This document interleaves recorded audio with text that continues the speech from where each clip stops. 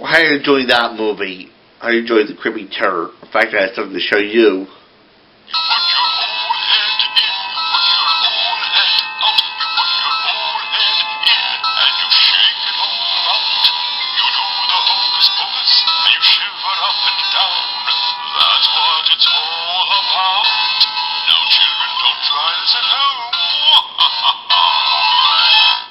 Pretty neat, huh? Pretty scary, huh? Anyway, why watch more of the Creepy Terror?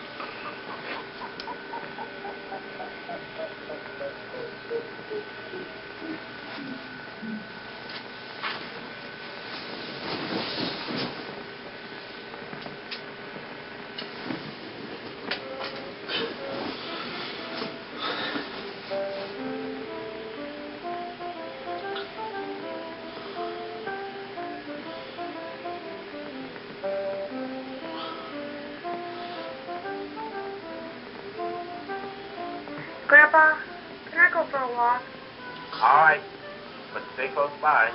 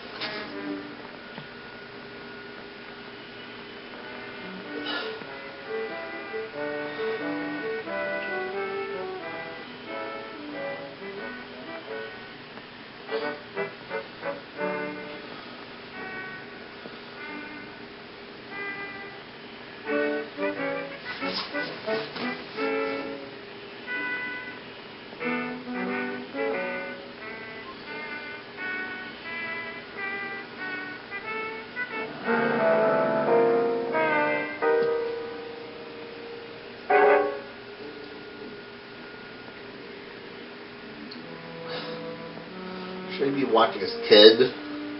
Bobby? Bobby?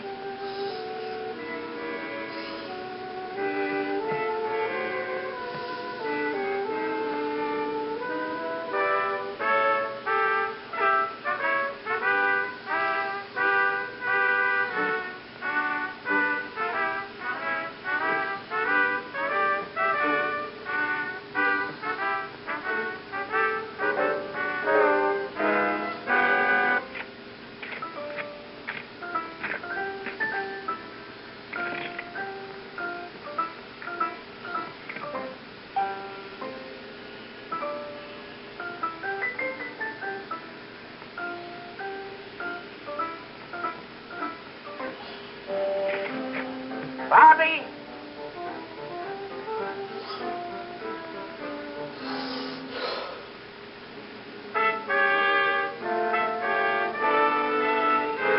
He's down with a few pounds. Bobby?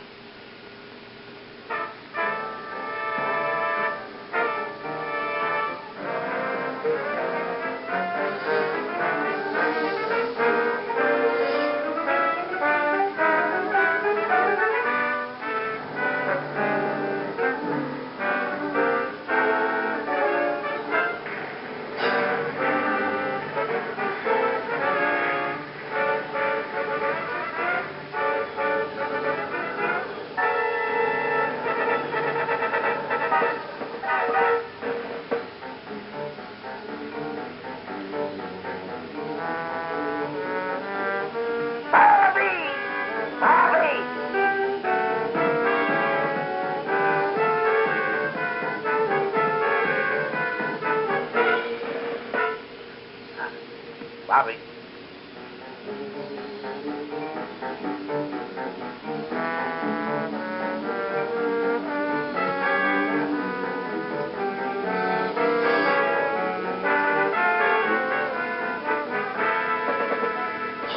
Bobby.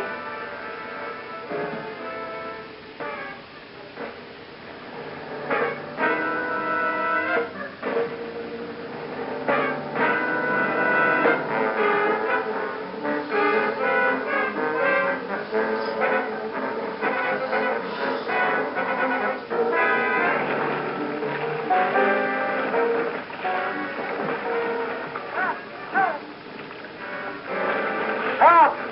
Help! Help! Help! Help! Help!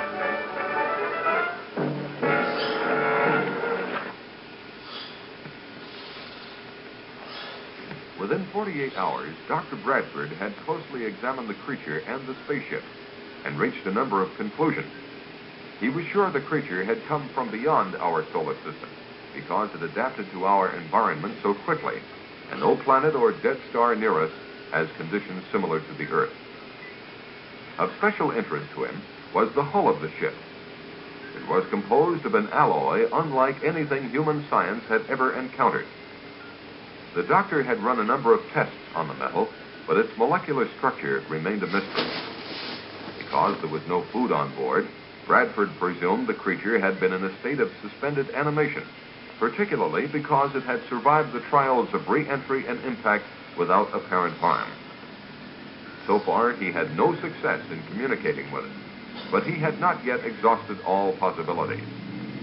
On a more subjective basis, he had the curious feeling that the creature did not want to communicate with him.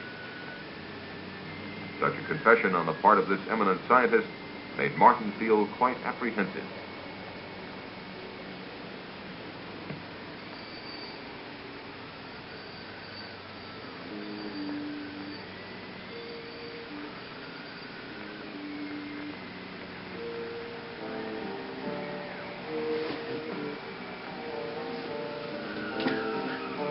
While on a routine call to pick up instructions from Colonel Caldwell, Martin received an urgent message from Barney. Barney was at Willow Creek. He had responded to a phone call from a frantic Mrs. Brown. Her husband and grandson had gone fishing and were long overdue. Barney was instructed to organize a search party locally and to report the results to Martin. Because of security regulations, he was not to come near the area of the spacecraft. Martin said he would join Barney later if he could.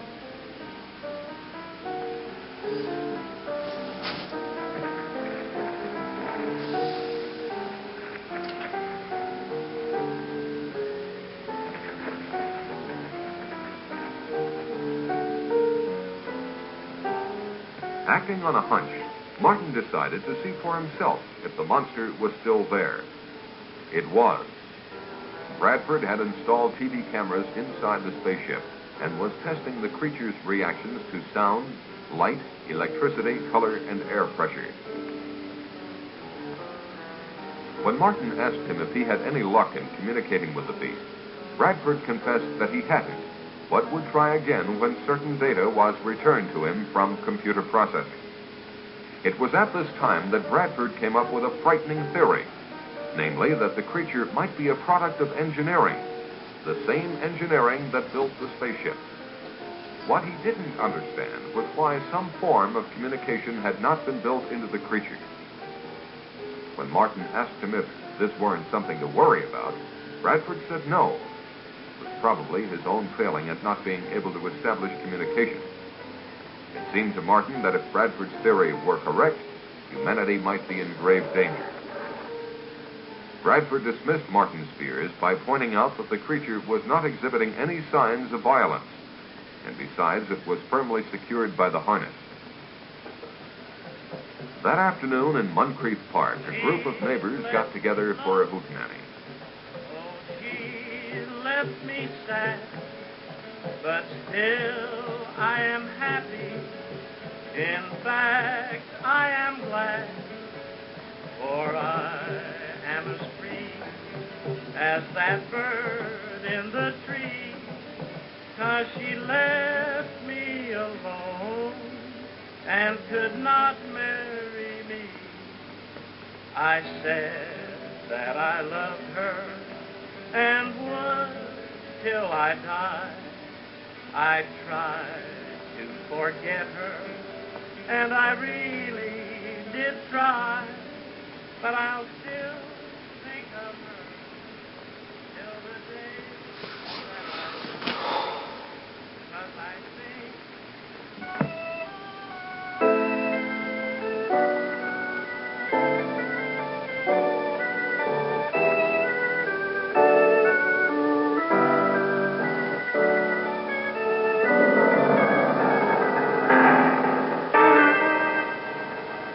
What is it?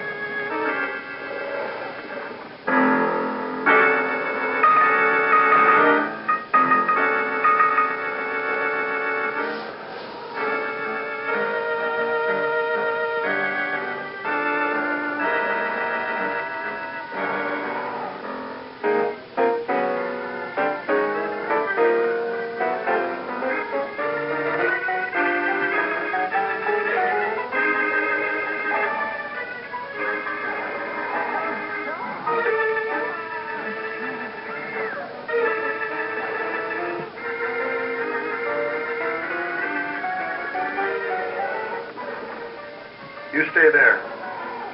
Stay calm.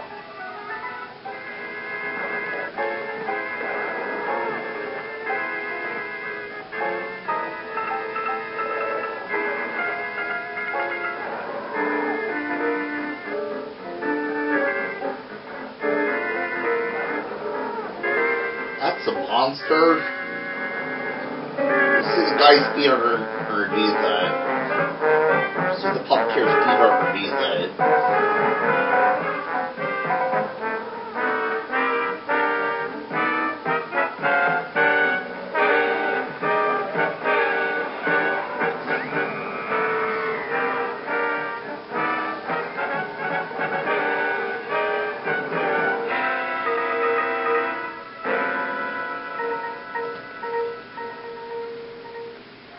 In response to a multiple missing persons report, Martin and Barney searched the countryside for the group of picnickers. The only trace they found of them was the remains of a guitar one of them carried. This wholesale disappearance of a large group of people, coupled with earlier missing persons reports, led Martin to only one conclusion. There must be another monster, and it was on the loose.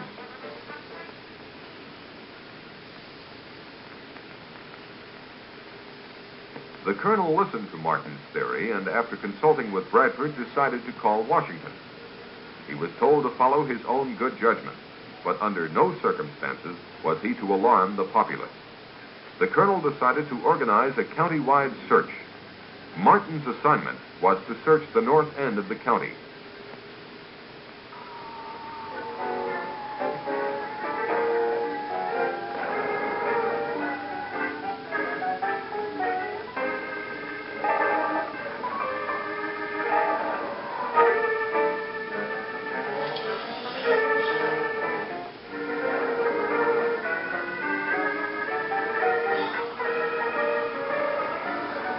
While Martin and Brett were engaged by the search, the monster was moving toward the community dance hall. Ever notice the songs he's playing throughout the movie?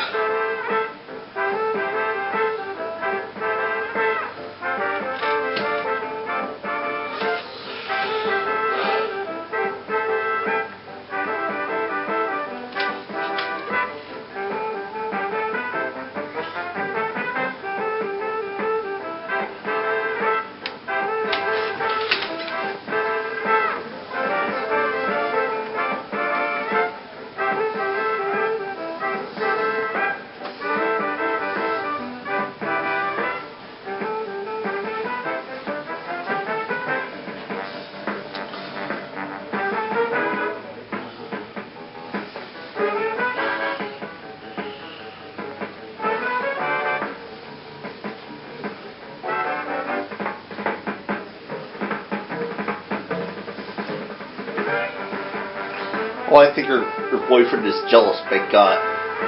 Her boyfriend is jealous, big guy.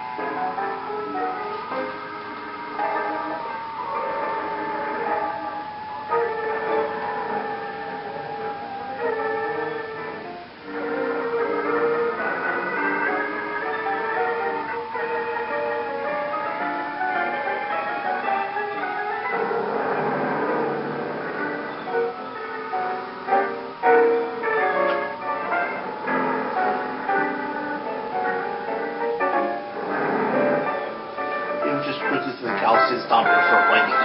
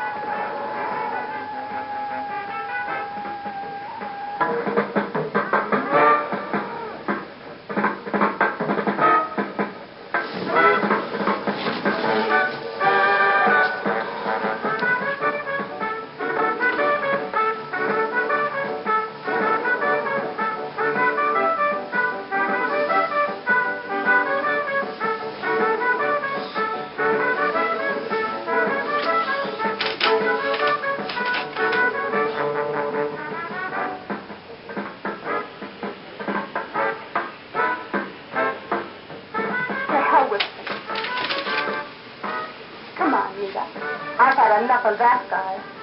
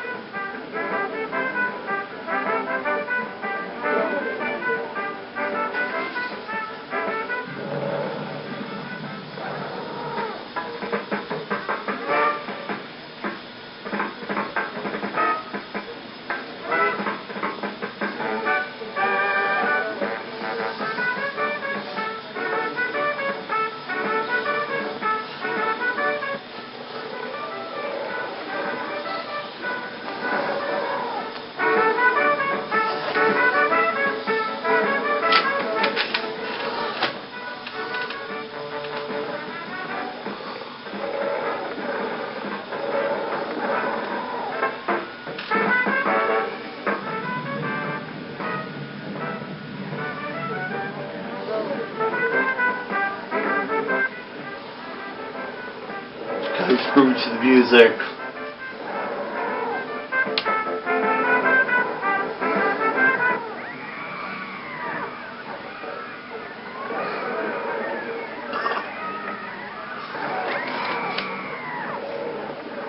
My God, what is it?